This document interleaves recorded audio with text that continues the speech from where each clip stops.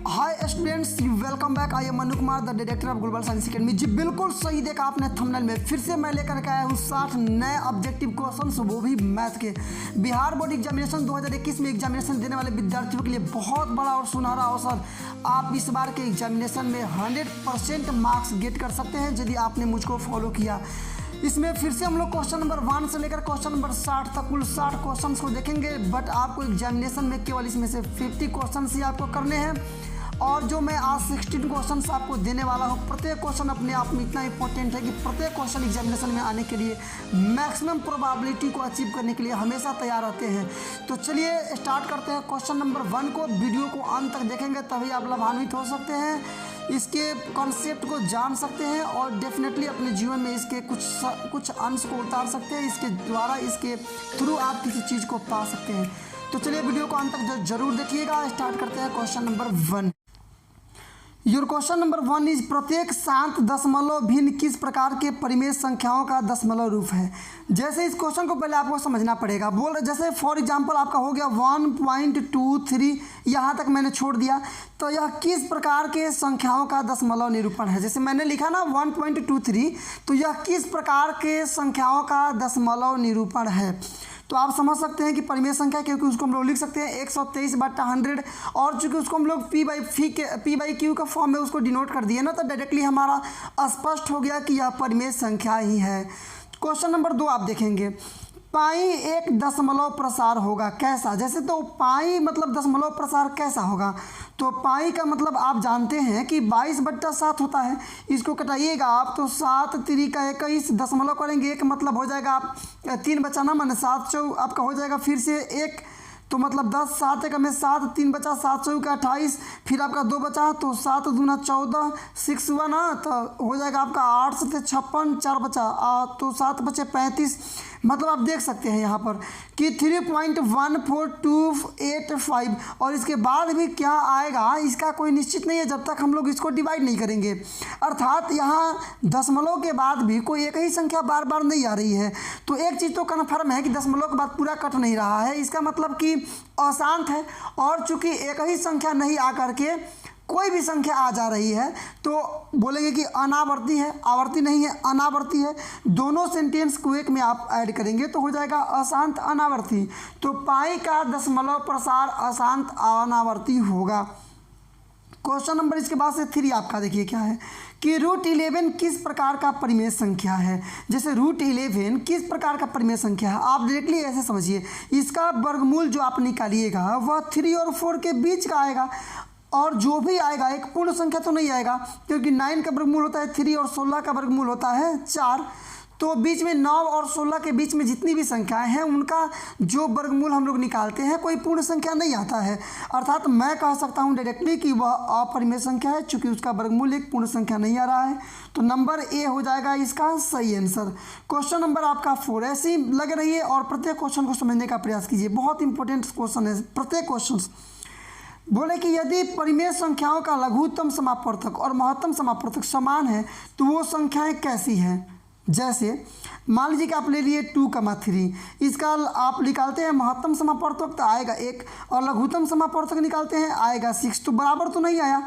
यदि दो संख्याओं का लघुत्तम समापवर्तक और महत्तम समापवर्तक दोनों बराबर है तो संख्याएं कैसी हो सकती हैं। तो संख्याएं समान होंगी। कैसे, जैसे 2,2 ये 2 संख्याएं हो गई, इनका यदि आप निकालेंगे महत्तम समापवर्तक तो आएगा 2 और लघुत्तम समापवर्तक तो वो भी आएगा 2। तो इसका महत्तम समापवर्तक और लघुत्तम समापवर्तक दोनों बराबर आया ना। तो किस कंडीशन में, जब दोनों संख्याएं समान हैं। इसीलिए मैंने आपको बोला कि इसका आंसर नंबर सी, आपका ऑप्शन नंबर सी इसका सही होगा, समान संख्याएं। क्वेश्चन नंबर अब आप करेंगे 5। देखिए क्या बोल रहा है कि 3.2323 3 देखिए इन दशमलव के बाद जो संख्याएं हैं इनको देख करके आप अनुमान नहीं लगा सकते हैं कि कब तक ये जा करके समाप्त होगा, क्योंकि 23232323 रहता तब तो कन्फर्म है कि परिमेय संख्या होता, क्योंकि एक ही संख्या आ रही है। लेकिन अलग अलग संख्या आ जा रही है, यहाँ 23 है 23 है फिर 222 हो गया है, इसका मतलब कि अपरिमेय है। देखिए क्वेश्चन आपका प्रश्नावली 1.4 में क्वेश्चन जो लास्ट उसका है उसमें तीन अब तीन उसमें एग्जाम्पल दिए गए हैं, केवल उसमें ज्ञात करना है परिमेय और अपरिमेय संख्या, जानना है आपको, निकालना है, बताना है कि परिमेय है क्या अपरिमेय।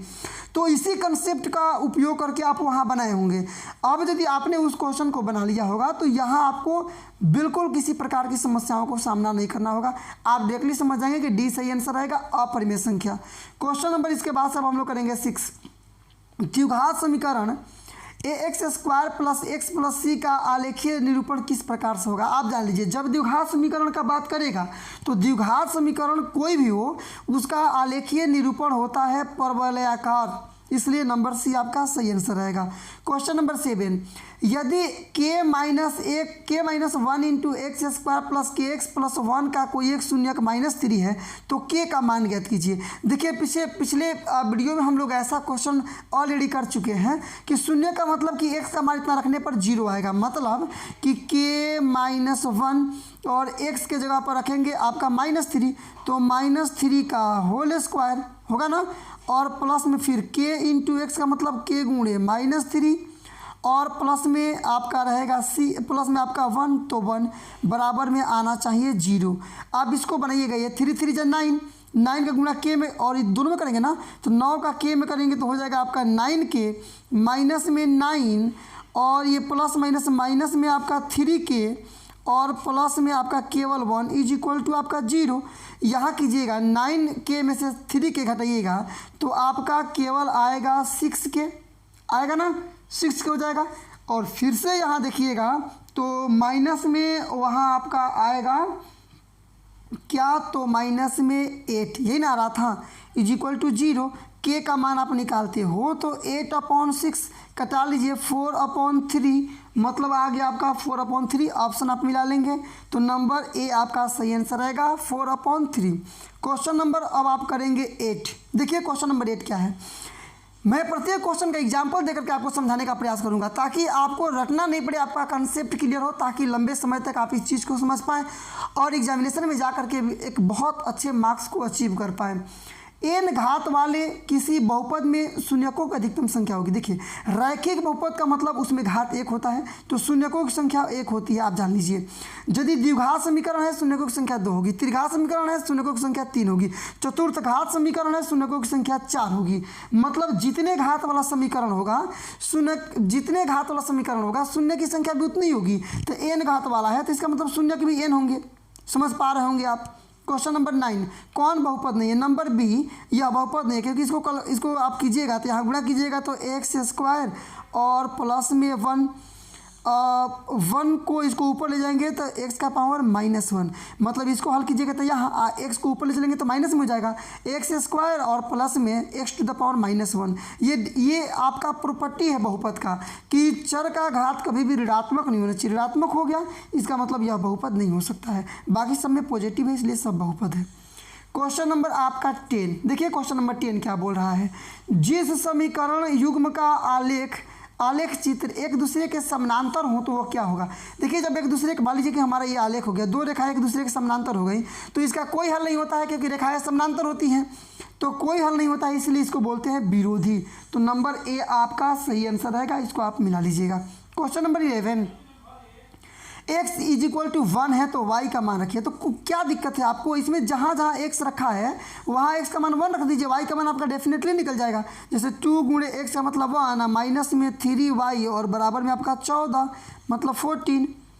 डायरेक्टली में यदि आप निकालते हैं -3y इज इक्वल टू, ये तो आपका 14 है, ये 2 1 2 जाके घटेगा मतलब केवल हो जाएगा 12, कटा देंगे उधर चल के मतलब -4। आप कर लीजिएगा, थोड़ा अपने से भी कैलकुलेशन करना जानिए कैसे होगा। सॉरी यहाँ पर आपका आ जाएगा क्वेश्चन नंबर कितना है, तो 11 है ना, 11 का आ जाएगा नंबर ए -4। क्वेश्चन नंबर 12, इसका हल होगा, हल निकालिए ना इसका, फर्स्ट इंटू लास्ट 3 दूना 6 को तोड़िए तो तोड़ेंगे 2x² 6 को मैंने -5x को ऐसे लिख सकते हैं, प्लस में x और माइनस में 6x, 1x में 6x आप सब्ट्रैक्ट कीजिएगा तो -5x हो जाएगा और माइनस में 3 इज इक्वल टू 0। कमन कीजिए ना, दोनों में से x कमन कर लीजिए, x कमन करिए तो हो गया 2x + 1 और इन दोनों में से कमन कर लीजिए केवल -3 को, तो फिर हो जाएगा आपका 2x + 1 और क्लोज कर दीजिए इज इक्वल टू आपका 0। आप सोचिए ना, अब x का मान निकालिएगा तो आपका क्या आएगा, एक आ जाएगा 3 प्लस में और दूसरा जगह x का मान -1/2। आप इसको कैलकुलेशन करके समझ लीजिएगा। तो ये नंबर बी आपका रहेगा, क्योंकि एक 3 है तो 3 इसमें है नहीं, -1/2 है, तो ऑप्शन में -1/2 है तो बी हम लोग ले लेंगे। देखिए कुछ कैलकुलेशन आपको करना पड़ेगा स्क्रीन को देखते हुए, और यहाँ जो आपका स्पेस बन रहा है उसको देखते हुए थोड़ा मैं शॉर्टकट में क्वेश्चन को बनाने का प्रयास करूँगा। आप उसको खुद से कैलकुलेट कर सकते हैं अपने नोटबुक पर। क्वेश्चन नंबर आपका 13 द्विघात समीकरण इतना में मूल वास्तविक और समान है। तो वास्तविक और समान मूल कब होते हैं? जब डी का मान 0 होता है। इसमें तो आपको सोचना ही नहीं, फॉर्मूला है आपका। तो नंबर सी आपका सही आंसर रहेगा। कौन सा पद 12वां पद कौन सा है? तो 12 पद का मतलब a + 11d। आप तो ये चीज़ जानते हैं, कम करके लिखते हैं। a का मतलब पहला पद 5 + 11 गुणे डी का मतलब सार्वंतर। 13 में से 5 घटाइए, 13 में से 9 घटाइए, या 9 में से 5 घटाइए, 13 में से 17 घटाइए, वो सब आपका डी ही होता है। गुणा कीजिए तो 11 चौका 44 और 5 जोड़ दीजिए 49। तो ऑप्शन आप मिलाएंगे तो नंबर डी आपका रहेगा 49। तो इसको सही कर लेंगे। क्वेश्चन नंबर 15 प्रथम n विषम संख्याओं का योग। देखिए जैसे मान लीजिए कि एक विषम संख्या हो गई तो इसका योग 1 होगा। दो विषम संख्या का मतलब 1 + 3, इसका योग हो जाएगा कितना? तो 4। तीन विषम संख्याओं को कहता है यदि, तो 1 + 3 + 5 मतलब होता है आपका, सीधे जान लीजिए आप 9। अब इसको मैं डायरेक्टली आपको फॉर्मूले के तहत, एक विषम संख्या है ना तो 1 का स्क्वायर, देखिए इतना ही आएगा।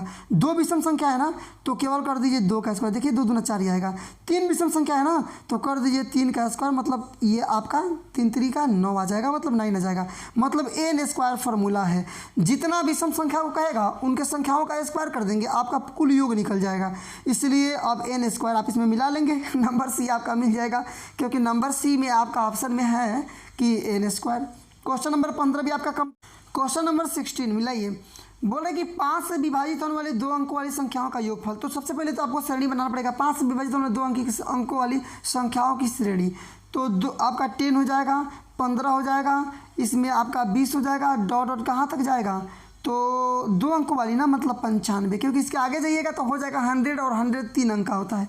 सबसे पहले आपको पता करना होगा ना कि ये कितनी संख्याएं हैं, संख्याओं की श्रेणी, संख्याओं की संख्या कितनी है जो 5 से डिवाइड हो जाए। तो देखिए इसके लिए फॉर्मूला आपका है n = a + n - 1 × d। केवल वैल्यू रखिएगा। n का मतलब आपका 95, मतलब लास्टवा पद, a का मतलब पहला पद 10 + n - 1, तो n - 1 × d का मतलब जो अंतर है आपका 5 का अंतर है ना, तो 5 समझ सकते हैं आप। इसको लेकर इधर घटा लीजिए तो 85 बराबर हो जाएगा आपका n - 1 × 5, मतलब आपका आ गया कि n - 1 और इंटू में 5 = 85। अब निकाल लीजिए n - 1 का वैल्यू, तो 85 अपॉन ये 5 कटा देंगे, इसको आ जाएगा आपका 17 × 5 = 85। n का मान निकालिएगा, इधर ले आकर जोड़ लेंगे, मतलब 17 × 1 = 18। n का मान 18 आ गया ना। अब SN केवल आपको निकाल देना है। SN के लिए फॉर्मूला क्या है? n/2 × 2a + n - 1 इंटू में आपका d, यही फॉर्मूला है। SN n का मतलब आपको रखना है क्या? तो अभी ना निकाले थे हम लोग, 18 संख्या है तो 18 रखिए। n/2 का मतलब 18/2 इंटू 2 गुणे a का मतलब पहली संख्या 10 था आपको पता है, प्लस n - 1 मतलब 18 - 1 का मतलब 17 और गुणे में d का मतलब 5। बस इसी को केवल कैलकुलेट कर देंगे, आपका आंसर आ जाएगा, मतलब 9। इसको कटा लेंगे, इंटू ये गुणा कर दीजिए, आपका हो जाएगा 10 दूना 20 और प्लस में 17 × 5 = 85, ये 9 रहेगा आपका, और 20 और 85 105, मतलब आपका हो जाएगा 105 और गुणे में केवल 20। समझ सकते हैं आप। गुणा कर लीजिए, केवल आपको मल्टीप्लाई अब यहाँ कर लेना है। मल्टीप्लाई इसको यदि आप करते हैं तो आपके सामने कितना आएगा? 105 और 9 था ना, सॉरी 9 आया था 9 आया था। गुणा कर लीजिए, 9 × 5 = 45 और 9 × 1 = 9, मतलब 45। तो 945 इसमें देखिए ना, ये क्वेश्चन आपका इसमें ऑप्शन मिस्टेक है, ये आपका 945 होगा यहाँ पर, तब जाकर के आपका नंबर बी सही होगा। ये आप कर लीजिएगा 945। देखिए उससे क्या मतलब है, आपको तो केवल कंसेप्ट चाहिए और आपको बनाने का तरीका आना चाहिए। ऑप्शन वो एग्जामिनेशन में आपको मिस्टेक नहीं देगा, आप उसको संभाल लेंगे। तरीका बताना मेरा काम है, रास्ता दिखाना मेरा काम है, चलना आपकी जिम्मेवारी बनती है, आप उस पर चलेंगे और बेहतर अंक को अचीव करेंगे। क्वेश्चन नंबर, अब इसके बाद हम लोग करेंगे 17। मिला सकते हैं आप। 2 समरूप त्रिभुजों के परिमापों का अनुपात इतना है, तो माध्यिकाओं का अनुपात कितना होगा? देखिए परिमापों का अनुपात ना या भुजाओं का अनुपात और माध्यिकाओं का अनुपात ये बराबर होता है। जैसे आप इसके लिए प्रमेय आप जानते होंगे कि दो समरूप त्रिभुज के क्षेत्रफलों का अनुपात उनके संगत भुजाओं के वर्गों के अनुपात के बराबर होता है, या ऐसे भी कि दो त्रिभुज के क्षेत्रफलों का अनुपात उनके संगत माध्यिकाओं के वर्गों के अनुपात के बराबर होता है। इसका मतलब जब कंपेयर कीजिएगा तो संगत भुजाओं का अनुपात और माध्यिकाओं का अनुपात दोनों बराबर हो जाएगा। जब उसको हम लोग दोनों प्रमेय को एक में मिलाएंगे तो इस प्रकार से ये 4:7 है, तो यहाँ 4:7 ही हो जाएगा माध्यिकाओं का भी अनुपात। क्वेश्चन नंबर 18, दो समरूप त्रिभुज क्षेत्रफलों का अनुपात इतना इतना है, तो भुजाओं का अनुपात क्या होगा? तो हो तो गया, दो समरूप त्रिभुजों के क्षेत्रफलों का अनुपात उनका संगत भुजाओं के वर्गों के अनुपात के बराबर होता है। मतलब भुजाओं का वर्ग करते हैं तब ना आता है, तो जब क्षेत्रफल दिया है तो इसका वर्गमूल कर देंगे तब भुजाओं का अनुपात आ जाएगा। मतलब 25 का वर्गमूल 5, समझ रहे हैं ना, और अनुपात 36 का वर्गमूल 6, मतलब 5:6, मतलब आपका यहाँ क्या आ जाएगा? तो 5:6, नंबर डी आपका सही रहेगा। क्वेश्चन नंबर अब कर लेंगे हम लोग 19। क्वेश्चन नंबर 19 आप देखिए, 12 मीटर भुजा वाले समबाहु त्रिभुज के शीर्षलंब, जैसे कि मान लीजिए ये आपका समबाहु त्रिभुज है, यही शीर्षलंब है, ये 12 सेंटीमीटर, ये भी 12 सेंटीमीटर, ये 6 सेंटीमीटर, 6 सेंटीमीटर, तभी तो कुल मिलाकर 12 सेंटीमीटर। इसका मान आपको निकालना है। इसका मान आप जान लीजिए 90 डिग्री है, तो पाइथागोरस थ्योरम का उपयोग करेंगे। अंडर रूट में इतना का स्क्वायर और माइनस में इतना का स्क्वायर, माने 12 का स्क्वायर 12 बना 144 और माइनस में 6 6 के 36। आप निकालिएगा ना तो अंडर रूट आपका आ जाएगा 108। 108 को आप चाहे तो लिख सकते हैं कि 36 और गुणे में 3, 36 का वर्गमूल 6 और रूट में 3, मतलब 6√3। ऑप्शन आप कंपेयर कर लेंगे, नंबर्स आपका आ जाएगा बी 6√3 सेंटीमीटर। ये आपका सही आंसर रहेगा। क्वेश्चन नंबर अब 20, ABC में AB है आपका 13 सेंटीमीटर, BC है 12 सेंटीमीटर, AC है 5 सेंटीमीटर, तो C का मान क्या होगा? ये C का वैल्यू क्या होगा? यही आपका फिगर है ABC।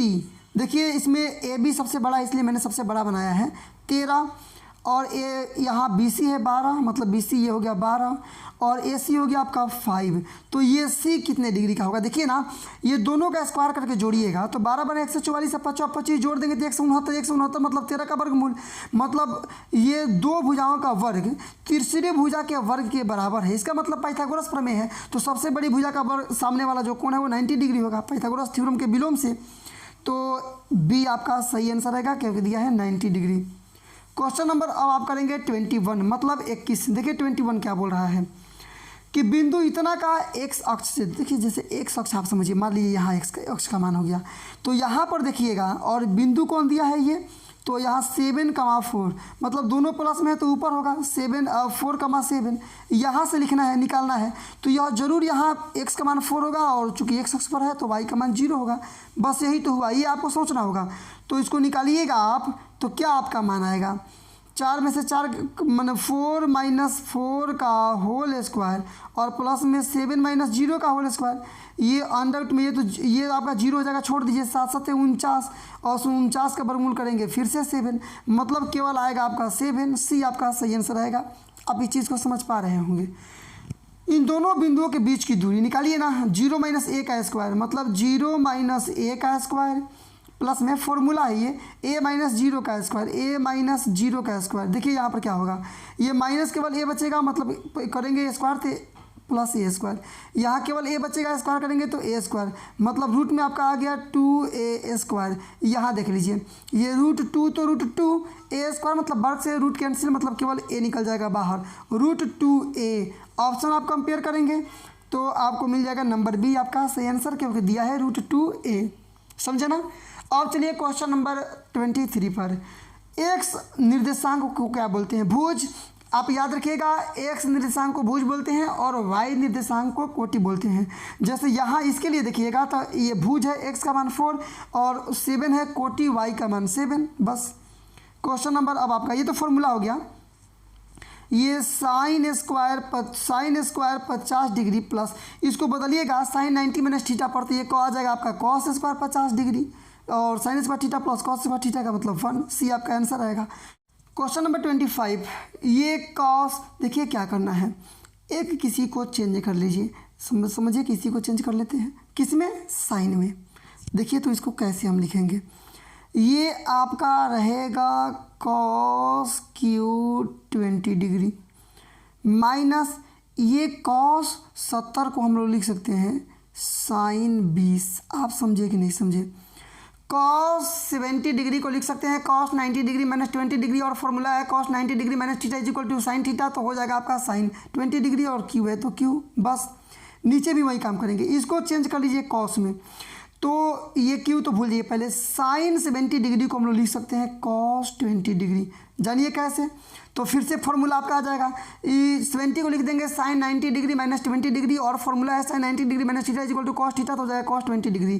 क्यू है तो क्यू कर लीजिए और माइनस इसको ज्यों का त्यों छोड़ दीजिए, मतलब साइन क्यू 20 डिग्री। अब मिला सकते हैं आप cos cube 20 degree minus sine cube 20 degree, नीचे भी cos cube 20 degree minus sine cube 20 degree, दोनों सेम चीज़ें कट जाएगा, केवल आपका आ जाएगा 1। तो इस प्रकार 25 का देखिए इसमें कहीं भी 1 नहीं दिया है, काफ़ी सोचनीय मुद्दा आ गया यहाँ पर। किसी भी ऑप्शन में आपको 1 नहीं दिया है तो नंबर डी आपका सही आंसर कर देंगे, इनमें कोई नहीं, बस कोई दिक्कत नहीं है। क्वेश्चन नंबर आपका 26, इन दोनों को देखिए कैसे बनाते हैं। कॉस का पावर जो आपका 4 है, इसको कॉस स्क्वायर थीटा का होल स्क्वायर लिख सकते हैं, माइनस ऐसे ही इसको क्या लिख सकते हैं, तो साइन स्क्वायर थीटा का होल स्क्वायर लिख सकते हैं। बस ये फॉर्मूला है A cube minus B cube, sorry A square minus B square, तो A plus B into A minus B, एक बार जोड़ते हैं एक बार घटाते हैं, तो वही काम यहाँ करेंगे, एक बार जोड़िए तो हो जाएगा आपका cos square theta plus sign square theta, और एक बार घटा लीजिए तो हो जाएगा आपका कॉस स्क्वायर थीटा माइनस में साइन स्क्वायर थीटा। ये तो जान लीजिए आपका ये 1 हो जाएगा, फॉर्मूला है cos square theta minus sign square theta का मतलब 1 होता है, 1 हो जाएगा, और इंटू में ये केवल बचेगा, मतलब आपका केवल यहाँ बचेगा क्या कि 1, और इंटू में यहाँ कि कॉस स्क्वायर थीटा माइनस में साइन स्क्वायर थीटा। बस अब क्या कर लेते हैं, किसी एक को इसमें चेंज कर लेंगे, मतलब सेम फॉर्म में इसको हम लोग को चेंज करना है, कॉस में चेंज कीजिए, मतलब 1 तो छोड़ दीजिए कुछ नहीं, ये आपका कॉस स्क्वायर थीटा को छोड़ दीजिए माइनस ये साइन स्क्वायर थीटा को 1 माइनस कॉस स्क्वायर थीटा तो लिख सकते हैं, फॉर्मूले पर आ जाएगा, मल्टीप्लाई कर दीजिए, कॉस स्क्वायर थीटा माइनस गुणा कीजिए -1 minus minus plus cos square theta, add कीजिएगा cos square theta 2 cos square theta -1, मतलब आ जाएगा आपका 2 कॉस स्क्वायर थीटा -1, ए रहेगा आपका सही आंसर। ऐसे देखिए अब क्वेश्चन नंबर 27 समझिए इसको, ऐसे क्वेश्चन यदि रहे तो इसका 1 आता है, जैसे tan आपका है 1 डिग्री, मैंने लिख दिया कि tan 1 डिग्री, यहाँ है tan 90 डिग्री, तो tan 98 डिग्री को हम लोग चाहें तो cot 1 डिग्री तो लिख सकते हैं ना, चेंज कर लेंगे कि 90 डिग्री -1, तो tan 90 डिग्री -1 का मतलब cot 1, तो cot 1 हो जाएगा। ऐसे ही आपका मल्टीप्लिकेशन में इसको भी ऐसे ही चेंज कर सकते हैं हम लोग कि tan 2 डिग्री इंटू फिर से cot 2 डिग्री, ये आपका दोनों कट जाएगा, ये दोनों कट के 1 होता है, ये दोनों कट के 1 होता है, 1 गुणा करेंगे केवल 1 हो जाएगा, मतलब आपका सही आंसर आएगा नंबर सी 1। क्वेश्चन नंबर 28 मिलाइए, दिया है कि 8 tan theta is equal to 15, तो केवल निकाल लीजिएगा आप tan थीटा का मान, तो आ जाएगा 15/8, होता है क्या तो P/B, मतलब P का मान आप यदि निकालेंगे तो यहाँ ले लेंगे 15 और B का मान ले लेंगे 8, पाइथागोरस थ्योरम का उपयोग करके H का मान निकालेंगे, आ जाएगा 17, आप करके चेक कर लीजिएगा। पाइथागोरस थ्योरम का उपयोग करेंगे तो होता है √में प्लस P² मतलब 15 का स्क्वायर प्लस 8 का स्क्वायर हो जाएगा 289 का मतलब 17। बस अब चलिए पूछ क्या रहा है आपका, तो पूछ रहा है cos थीटा माइनस, तो cos theta minus sine theta minus cos theta का मतलब कि P/H माइनस B/H, P का मतलब हम लोग क्या निकाले थे, तो 15/H का मान 17 माइनस ये 8/17, घटा लेंगे आ जाएगा 7/17। ऑप्शन आप कंपेयर कर लीजिएगा, नंबर डी आपका सही आंसर आएगा 7/17। ये फॉर्मूला है sign square theta plus cos square theta का मतलब 1, थीटे की जगह पर 60 डिग्री है इसलिए थीटा उसको हम लोग मान सकते हैं, 1 आपका आंसर आएगा। इसका मान केवल 4 कॉमन कर लेंगे, अंडर में बच जाएगा आपका सेक स्क्वायर ए माइनस tan स्क्वायर ए का मतलब केवल 1, 4 1 जा 4 हो जाएगा, मतलब आपका नंबर ये जो है आपका बी रहेगा सही आंसर। तो 30 का सही आंसर हुआ बी। और करेंगे क्वेश्चन नंबर 31, मतलब 31 मिला सकते हैं। क्या बोल रहा है, एक गुब्बारे की ऊंचाई क्या होगी यदि मतलब मान लीजिए कि यही गुब्बारा की ऊंचाई है ये वाला, और धागे की लंबाई ये वाला है, कितना है तो 100 मीटर, ये धागे की लंबाई है, और कोण है ये वाला 30 डिग्री, ये वाला पूछ रहा है, मतलब P पूछ रहा है, H दिया है, तो साइन का उपयोग करेंगे क्योंकि sine theta is equal to होता है P/H। तो ले लीजिएगा यहाँ पर आप साइन 30 डिग्री, तो हो जाएगा आपका H और बट्टा में 100, मतलब कि आएगा आपका कि sine 30 degree is equal to H/100। 30 का मतलब होता है 1/2, साइन 30 का वैल्यू होता है 1/2 इज इक्वल टू H/ यहाँ आपको 100 कटा लीजिए, ये आपका किससे 2 से ना, सॉरी 2 है केवल, 50 बार में क्रॉस मल्टीप्लाई कर देंगे, एज का वैल्यू आ जाएगा आपको 50, और मीटर सेंटीमीटर जो भी यूनिट हो, तो मीटर है तो मीटर, तो 50 मीटर ऑप्शन आप मिला लेंगे। नंबर ए आपका सही आंसर मिलेगा आपको, क्योंकि नंबर ए में ही दिया है 50 मीटर। तो क्वेश्चन नंबर 31 भी आपका कंप्लीट हुआ। अब 32 एक छड़ की लंबाई और छाया का अनुपात इतना है। मान लीजिए कि यह छड़ है, तो यहाँ इसका छाया बन रहा है, ऐसे यहाँ इसके अल्टर इधर दीजिएगा तो इधर प्रकाश है, ये छाया है। तो छड़ की लंबाई मतलब ये, और छाया का अनुपात √3, इसका अनुपात इतना है। तो उन्नयन कोण मतलब ये पूछ रहा है, ये का मतलब ये थीटा मान लीजिए, तो रखिएगा tan theta is equal to P/B, मतलब 1/√3, मतलब आ क्या जाएगा कि tan थीटा का उपयोग कीजिएगा तो आपका 1/√3, या आपका tan theta is equal to, आपको केवल समझना होगा ना, जानना होगा कि tan में कितने डिग्री का वैल्यू 1/√3 होता है, तो 30 का, मतलब यहाँ डायरेक्टली लिख देंगे tan 30 डिग्री, tan से tan कैंसिल, थीटा का मान आ गया 30 डिग्री, यही है सूर्य का उन्नयन कोण, मतलब 30 डिग्री आपका आंसर रहेगा। क्वेश्चन नंबर 33, इसका परिमाप का मतलब तो आप जानते हैं ना, सबका जोड़। अब देखिए आपके पास एक प्रमेय है, एक थ्योरम है कि वृत्त के किसी बाह्य बिंदु से खींची गई स्पर्श रेखाओं की लंबाई समान होती है। वृत्त के किसी बाह्य बिंदु से खींची गई स्पर्श रेखाओं की लंबाई समान होती है। इस प्रकार से ए से देखिएगा तो 2 स्पर्श रेखाएं हो रही है, तो ये 4 है तो ये भी 4 होगा। यहाँ से देखिएगा ये 6 है तो ये भी 6 होगा, ये 5 है तो ये भी 5 होगा। परिमाप का मतलब सबका जोड़, इन दोनों को जोड़िएगा तो 8 6 और 4 10, इन दोनों को जोड़िएगा तो क्या है आपका 5 है ना, 5 और ये 6 11 में 10 जोड़ दीजिएगा 21, और 5 जोड़ दीजिएगा 21 में ये आपका 9, मतलब 30 आ रहा है ना, सबको जोड़ लीजिएगा। ये कुल मिलाकर हो गया आपका 10, ये दोनों मिलाकर हो गया आपका 11, ये दोनों मिलाकर हो गया आपका 9, जोड़ लीजिए 9 और ये 11 आपका 20, और 10 जोड़ेंगे तो 30, मतलब सही आंसर रहेगा आपका number A. Question number 33 complete. अब 34 देखिए, क्वेश्चन नंबर 34 ना, यदि यह सब्जेक्टिव रहता ना तो कम से कम 3 मार्क्स का तो रहता ही रहता, क्योंकि इसको बनाना है। जैसे त्रिभुज ABC में 20 समकोण है, जैसे मैंने बना दिया यहाँ पर त्रिभुज ABC, बहुत डीपली समझिए इसको, ये सब्जेक्टिव क्वेश्चन इसको होना चाहिए, वो भी 3 अंक मार्क्स का कम से कम। ABC ये एक समकोण त्रिभुज है,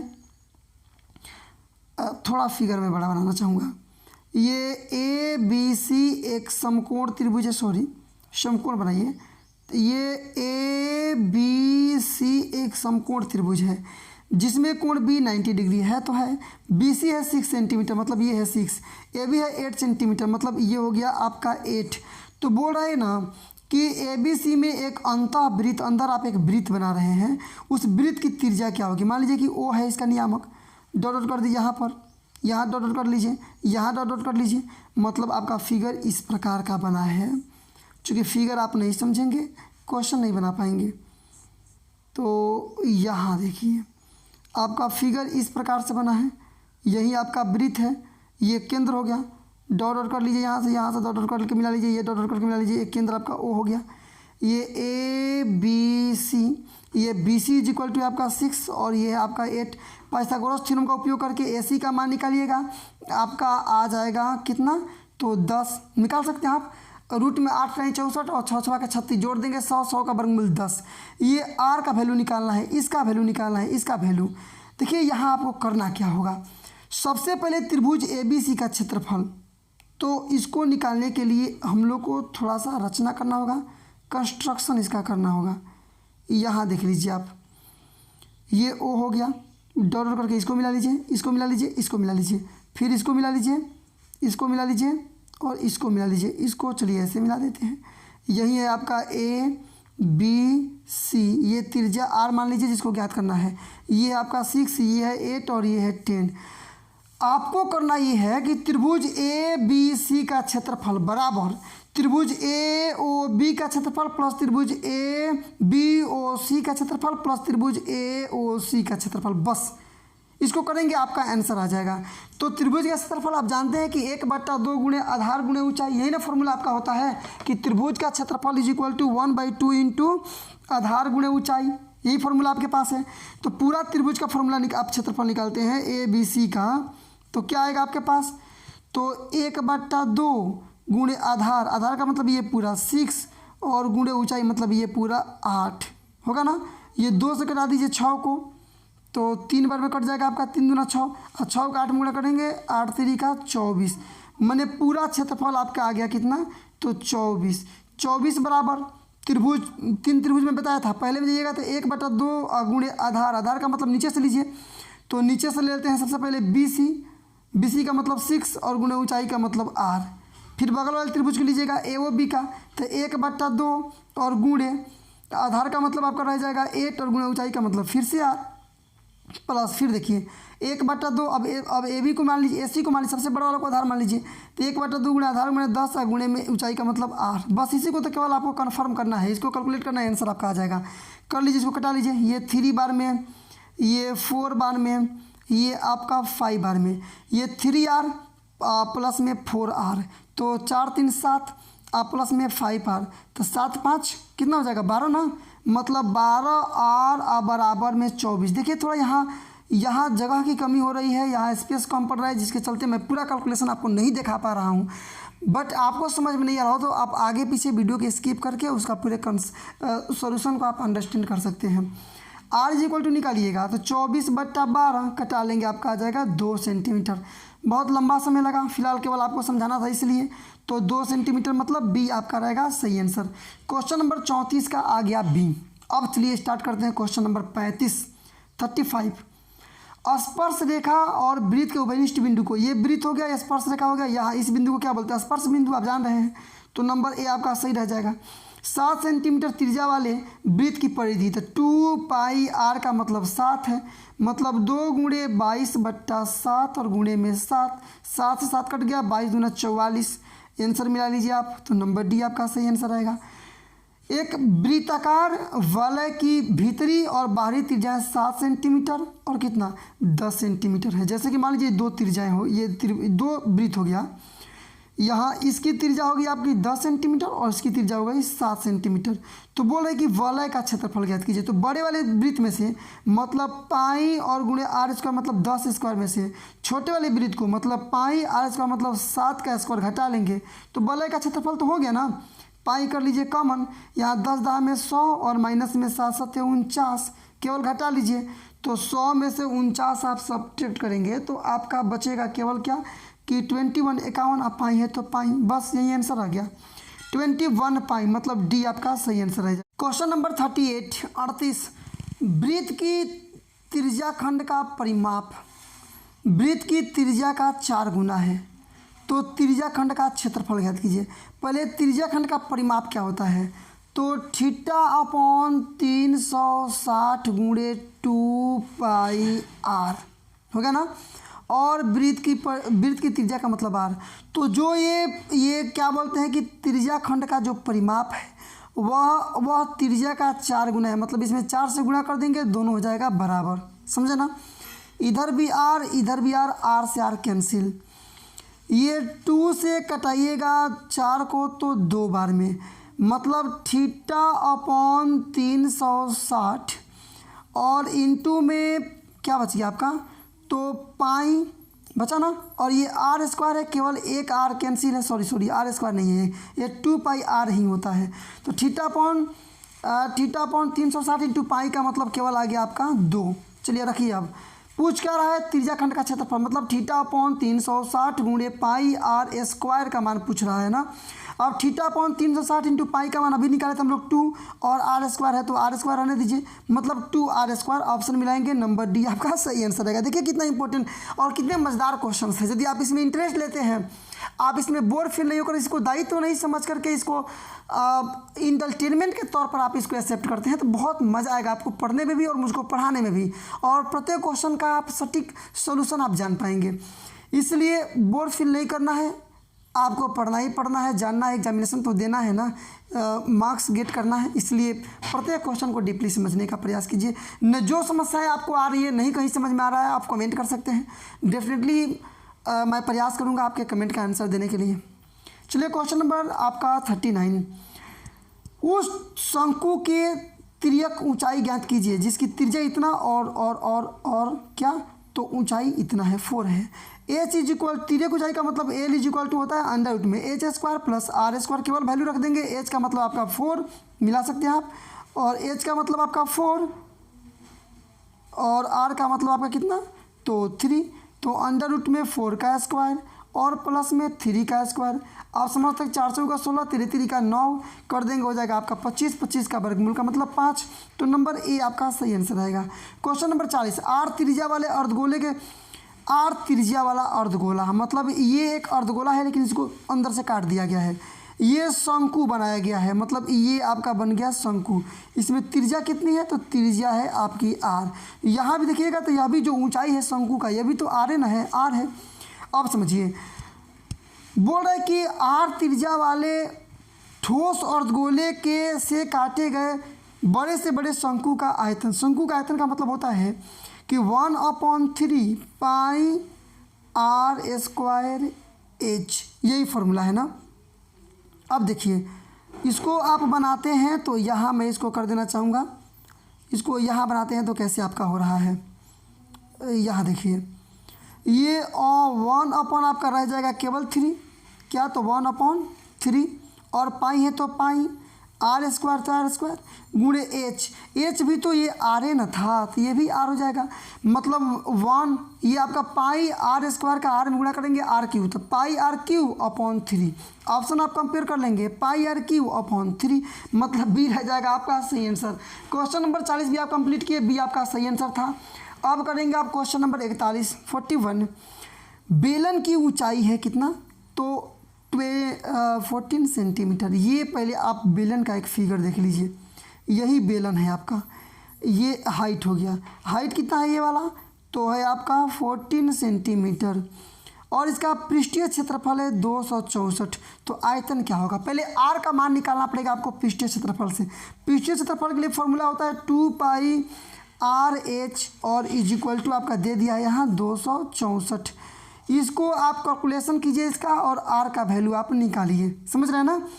तो निकालेंगे आर का वैल्यू आप, तो यहाँ 2 और पाई को छोड़ दीजिए, कोई दिक्कत नहीं है, पाई छोड़ देते हैं। आर का वैल्यू देखिए, आर का वैल्यू आप निकालना है, आर भी छोड़ दीजिए। ये आपका ये एच का मतलब 14 है, तो 14 बराबर में 264। ये पाई का मान रखिएगा 22/7। इसको कैलकुलेट कीजिएगा आप, कैसे कैलकुलेट करेंगे आप यहाँ देख लीजिए, इसका कैलकुलेशन आप कैसे करेंगे, यहाँ देखिए ये 2 आपका रह जाएगा, मतलब 2 गुणे 22/7 और गुणे में आर, और बराबर में आप चलिएगा तो बराबर में आप चलते हैं तो आपको मिलेगा पहले से, तो इधर 264 कितना है, तो पहले से आपके पास है 264 और बट्टा में आ जाएगा आपका 14, हो गया ना। इसको केवल कटा दीजिए, मतलब इसका कैलकुलेशन कीजिएगा तो आर का मान आपको प्राप्त होगा केवल 3, आर का मान आएगा 3, बनाकर आप चेक कर सकते हैं। निकालना क्या है, तो आयतन, आयतन का क्या होता है, पाई आर स्क्वायर एच, फॉर्मूले पर रखिए 22/7 गुणे आर का मतलब 3 गुणे एच का मतलब केवल 14, कटा लीजिए 7 से, 7 दूना 14 गुणा कर लीजिए, 3 3 का 9, 9 दूना 18, 18 का 22 में गुणा कीजिए, 18 दूना 36 के 8 से 18 दूना 36 और 3 39, मतलब 396, मिला लीजिए 396 वर्ग सेंटीमीटर। सॉरी, इसको क्यों देना चाहिए ऑप्शन में, यहाँ पर नहीं दिया है, फिलहाल आप कर लेंगे इसको, 396 घन सेंटीमीटर सही आपका आंसर रहेगा। क्वेश्चन नंबर 42, शंकु के वक्र पृष्ठीय क्षेत्रफल क्या होता है, पाई आर एल डायरेक्टली फॉर्मूला है, किसमें कौन केंद्रीय प्रवृत्ति का मान नहीं है, माध्य माध्यक बोलो तीनों है, तो इनमें कोई नहीं, मतलब डी मार देंगे आप ऑप्शन, क्योंकि तीनों केंद्रीय प्रवृत्ति का ही मान है, तो डी रहेगा आपका सही आंसर। इसके बाद क्वेश्चन नंबर 44, प्रथम 10 विषम संख्याओं का माध्यिका क्या होगा। तो 10 को विषम संख्या पर लिखिए ना, तो क्या होगा 10 विषम संख्या है, 1 है आपका, 3 है, 5 है, उसके बाद से 7 है, 9 है, 11 है, 13 है, उसके बाद से 15 है, 17 है, 19 है। गिनिएगा 10 हो गया, 1 2 3 4 5 6 7 8 9 10 हो गया ना। इधर 4 खत्म कर दीजिए, इधर 4 खत्म कर दीजिए, बीच में क्या बच गया 9 और 11। माध्यिका निकालना है ना, दोनों को जोड़कर 2 से भाग दे दीजिए, मतलब 9 + 11/2 का मतलब 20/2 कटा लेंगे, हो जाएगा आपका 10। मतलब सही आंसर आएगा नंबर ए। क्वेश्चन नंबर 45, निम्नलिखित में किसका निर्धारण आलेख द्वारा नहीं किया जा सकता है। माध्यिका आप जान लीजिए, आलेख के द्वारा बहुलक का भी मान निकाल सकते हैं और माध्यिका का भी मान निकाल सकते हैं, लेकिन माध्य का मान आप नहीं निकाल। You can not find the value of mean by graph, इसलिए ए आपका सही आंसर रहेगा। क्वेश्चन नंबर रहेगा आपका 46, देख लीजिए, परिसर निकालना है आपको, इस श्रेणी का परिसर निकालना है। परिसर निकालने के लिए मैं डायरेक्टली आपको यदि फॉर्मूला बता दूं तो होता है उच्च सीमा माइनस निम्न सीमा, मतलब जो सबसे ज़्यादा वैल्यू होगा उसमें से सबसे कम वाले वैल्यू को आप घटा लेंगे, आपका परिसर का मान आसानी से सामने आ जाएगा। तो इसमें सबसे अधिक देखिएगा यदि आप, तो सबसे अधिक कितना है, सबसे अधिक है इसमें 30, तो 30 माइनस सबसे कम है क्या 5, घटा लेंगे 25। अब नंबर आपका मिल जाएगा इसमें कितना, तो बी, क्योंकि बी में ही दिया है 25। क्वेश्चन नंबर 47, संख्याओं इतना में विषम संख्या की प्रायिकता। पहले देखिए इसमें विषम संख्या कितनी है, तो विषम संख्या का मतलब जो 2 से नहीं कटे, 1 है, 2 3 है, मतलब 2 हो गया, 3 हो गया, 4 हो गया, 5 हो गया, तो 5 ऊपर रख दीजिएगा। टोटल काउंट कीजिए कितने हैं, तो 9 टोटल संख्या है ना, तो बट्टा में 9, 5/9। ऑप्शन मिलाइएगा, नंबर सी आपका सही आंसर आपको मिलेगा, क्योंकि सी में ही दिया है 5/9। क्वेश्चन नंबर अब करेंगे आप 48, निश्चित घटना की प्रायिकता नहीं होती है। कभी भी प्रायिकता का मान ऋणात्मक नहीं होता है, 0 से बड़ा या उसके बराबर, या 1 से छोटा या उसके बराबर होता है, इसलिए माइनस में नहीं हो सकता है, नेगेटिव नहीं हो सकता है, -1 आपका सही आंसर। एक थैले में 5 उजली और 7 लाल गोलियां हैं, एक गोली निकालने पर लाल की प्रायिकता, तो लाल ऊपर लिख दीजिए 7 और टोटल मतलब 12 है, तो 12 नीचे लिख दीजिए 7/12। ऑप्शन देख लीजिएगा आप, नंबर बी आपका सही आंसर मिल जाएगा आपको। क्वेश्चन नंबर 50, एक पासे को फेंकने पर 4 आने की प्रायिकता। पासे पर क्या होता है, तो 1 होता है, 2 होता है, 3 होता है, 4 होता है, 5 होता है और 6 होता है, यही ना। तो 4 आना, 4 कितना जगह लिखा है, एक जगह बट्टा। टोटल संख्या कितनी, ऑप्शन कितने हैं, तो 6, तो 1/6 ऑप्शन मिला लेंगे आप, नंबर ए आपका सही आंसर आ जाएगा 1/6।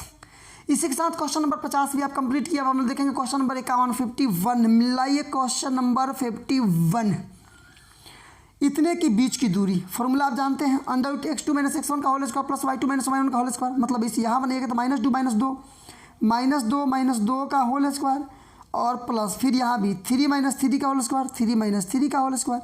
ये तो आपका होल स्क्वायर मतलब ये 0 हो जाएगा, छोड़ दीजिए, -2 - 2 माइनस में 4, -4 का मतलब 4 का 16, वर्गमूल केवल 4 मिला लेंगे। कहाँ आपका केवल 4 है, नंबर बी में केवल 4 है, इसलिए सही आंसर हो जाएगा। क्वेश्चन नंबर 52, यदि बहुपद इतना का के शून्यक अल्फा और बीटा है तो अल्फा प्लस बीटा का मान क्या होगा। शून्यकों का योग मतलब अल्फा प्लस बीटा मतलब होता है -b/a, तो माइनस बी का मतलब क्या, जो x के पहले है, तो माइनस कुछ नहीं तो माइनस है, और 1 है तो 1 है, और बटा a का मतलब आगे वाला कुछ नहीं तो 1 है, माइनस प्लस 1 को 1 से डिवाइड करेंगे केवल 1 आपका आंसर रहेगा। तो 52 का नंबर सी, क्योंकि नंबर सी में ही दिया है केवल 1, तो सी रह जाएगा।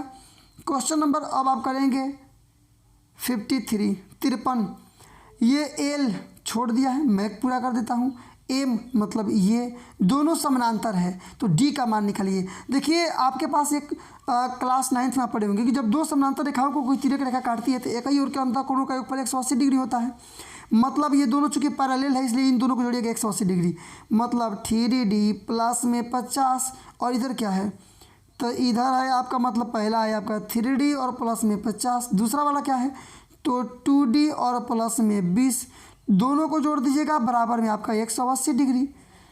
3D और 2D ऐड कीजिएगा 5D = ये 180 डिग्री, ये 50 और 20 70, इधर ले जाएंगे तो माइनस में 70, मतलब 5d इज इक्वल टू 180 में 70 जाएगा 110, कटा लीजिए ले जा करके, मतलब केवल 22 हो जाएगा आपका। मिला लीजिए 22 डिग्री, मतलब ए रहेगा आपका सही आंसर। तो क्वेश्चन नंबर 53 का हो गया नंबर ए 22 सही आंसर। क्वेश्चन नंबर आपका अब 54, इन दोनों का योग पीई प्लस पीई बार, मतलब किसी घटना के घटित होने की प्रायिकता प्लस में उसके घटित नहीं होने की प्रायिकता। आप जानिए कुल योगफल 1 होता है प्रायिकता का, इसलिए नंबर बी आपका सही आंसर रहेगा। क्वेश्चन नंबर 55 मतलब 55, ये इसका मान ज्ञात कीजिए। देखिए ये पाई का मतलब होता है 180 डिग्री, तो साइन पाई बट्टा 4 मतलब 180 बट्टा 4 का मतलब 45, साइन 45 मतलब 1/√2 होता है। फिर cos 45, ये भी cos 45 में मतलब 1/√2 होता है, और बीच में माइनस का चिन्ह है तो माइनस, दोनों सेम चीज़ें कट जाएगा, मतलब केवल हो गया 0। तो 1/√2 माइनस 1/√2 का मतलब 0। वर्ग चिन्ह के लिए फॉर्मूला है ऊपरी सीमा प्लस निम्न सीमा बट्टा 2, तो निम्न सीमा ना निम्न वर्ग सीमा, सी हो जाएगा आपका सही आंसर। ये b² alpha square plus beta square, फिर समझिए ये बोल क्या रहा है आपको कि द्विघात समीकरण इतना में दो इसके मूल्य अल्फा और बीटा हैं, तो alpha square plus beta square, alpha square और प्लस में बीटा स्क्वायर, इसको फॉर्मूले पर हम ऐसे लिख सकते हैं कि अल्फा प्लस बीटा का होल स्क्वायर और माइनस में 2 अल्फा बीटा, क्योंकि इसको बनाइएगा ए प्लस बी के whole square plus A square plus B square plus 2ab, और ये माइनस 2ab दोनों कट जाएगा, मतलब A square plus B square मतलब alpha square plus beta square आ जाएगा। चलिए अल्फा प्लस बीटा का मतलब माइनस बी बटा ए, तो हो जाएगा आपका माइनस बी बटा ए का होल स्क्वायर, और माइनस में 2 तो 2, अल्फा गुणे बीटा का मतलब होता है सी बटा ए। माइनस बी का मतलब कौन सी, एक्स के पहले वाला, तो माइनस और एक्स के पहले माइनस बी है तो माइनस बी बट्टा ए का मतलब एक्स स्क्वायर का पहले वाला मतलब सी है तो सी स्क्वायर, तो स्क्वायर माइनस 2 गुणे सी का मतलब लास्ट वाला ए है, और अपॉन में नीचे भी आपका क्या आ जाएगा ए का मतलब एक्स स्क्वायर का पहले वाला सी। इसको बनाइएगा आप कैलकुलेट कीजिएगा तो आ जाएगा आपका बी स्क्वायर माइनस 2a, और यहाँ भी सी स्क्वायर यहाँ भी सी स्क्वायर, एलसीएम लेंगे ये सी स्क्वायर ऊपर जाएगा बी स्क्वायर माइनस 2ac, तो बी स्क्वायर माइनस 2ac बट्टा सी स्क्वायर, नंबर ए आपका सही आंसर रहेगा। आप फिर से इसका कैलकुलेशन को एक बार देख सकते हैं, बैक जा करके समझ करके नोटबुक पर इसको नोट करके अपने खुद से कैलकुलेशन करके। क्वेश्चन नंबर 58, इसके शून्यक होंगे, शून्यक निकालने के लिए जीरो करते हैं ना, मतलब 4x² minus 3 is equal to 0 करेंगे, शून्यक निकलेगा। x का मान निकालिएगा डायरेक्टली, तो यहाँ जाइएगा तो क्या हो जाएगा प्लस में 3 अपॉन में 4, और ये वर्ग इधर आके हो जाएगा वर्गमूल, इसको निकालिएगा तो √3 का वर्गमूल निकलेगा नहीं, केवल √3, अब 4 का वर्गमूल केवल 2, लेकिन वर्गमूल से कोई संख्या बाहर निकलती है तो प्लस माइनस में होती है, मतलब आपका रहेगा क्या, तो प्लस में भी √3/2 और कमा माइनस में भी √3/2, मतलब प्लस √3/2 माइनस √3/2, मतलब ए हो जाएगा आपका सही आंसर। सॉरी ये बाई 5 है ना, तो ये नहीं होगा आपका 2 है, मतलब सी सही आंसर आएगा, √3/2 और कमा माइनस √3/2। इसी के साथ क्वेश्चन नंबर 58 भी आप कंप्लीट किए हैं। चलिए अब देखते हैं क्वेश्चन नंबर 59। देखिए लास्ट पेज चल रहा है आपका, ये फॉर्मूला है जी, sec² theta minus tan² theta is equal to 1 होता है, तो sec² theta minus 1 is equal to होता है केवल tan² थीटा। फॉर्मूला है, फॉर्मूला याद होना चाहिए आपको, नहीं है तो सब्जेक्टिव चैनल पर जाकर के global science academy subjective channel पर पूरे फार्मूला आपको त्रिकोणमिति के लिए बेसिक कंसेप्ट मिल जाएगा, उसमें पूरे फार्मूला आपको डिस्क्राइब किए हुए मिलेंगे और बड़े पैमाने पे मिलेंगे, कैसे फार्मूले आए हैं उसको साबित करके भी दिखाया गया है। आप जा कर के वहाँ पर लाभान्वित हो सकते हैं, उसको समझ सकते हैं। क्वेश्चन नंबर लास्ट और 60, थीटा कोण वाले त्रिज्या खंड का क्षेत्रफल, ये तो फॉर्मूला है θ/360 गुणे πr², तो नंबर डी रहेगा। तो चलिए इसी के साथ क्वेश्चन नंबर 1 से लेकर क्वेश्चन नंबर 60 तक कुल मिलाकर के 60 क्वेश्चन हम लोग कंप्लीट किए। ये था आपके क्लास 10th 2021 में एग्जामिनेशन देने वाले विद्यार्थियों के लिए मॉडल सेट नंबर 3। तो इसको आपने कंप्लीट किया। वीडियो को अंत तक देखने के लिए आपका बहुत बहुत धन्यवाद। ऐसे ही लगातार नॉन स्टॉप और मस्ट पावरफुल एजुकेशन वीडियो को पाते रहने के लिए, बोले तो हाई लेवल एजुकेशन वीडियो को पाते रहने के लिए सब्सक्राइब करें चैनल को। यदि सब्सक्राइब कर लिए किसी और से भी सब्सक्राइब कराएं ताकि मेरा भी लाभ होते रहे। वीडियो को लाइक करें यदि ऐसे वीडियो आपको पसंद है, डेफिनेटली हमको पता चलेगा कि ऐसे वीडियो की और भी ऐसे वीडियोज़ की आवश्यकता है। शेयर करें इस वीडियो को ताकि मेरा प्रयास किसी और तक भी पहुँचे। कोई समस्या है, कोई सुझाव है, कमेंट कर सकते हैं आप। डेफिनेटली आपके कमेंट को आंसर, कमेंट का जवाब देने का प्रयास किया जाएगा। तब तक के लिए बस आज के लिए इतना ही। मिलते हैं अगले वीडियो में एक नई एनर्जी के साथ, एक नए मुद्दे के साथ, कुछ नए क्वेश्चंस के साथ। तब तक के लिए बेस्ट ऑफ लक।